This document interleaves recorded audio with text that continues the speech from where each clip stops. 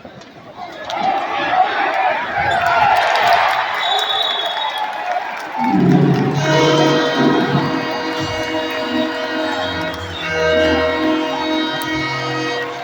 Smith in for the Blizzard touchdown.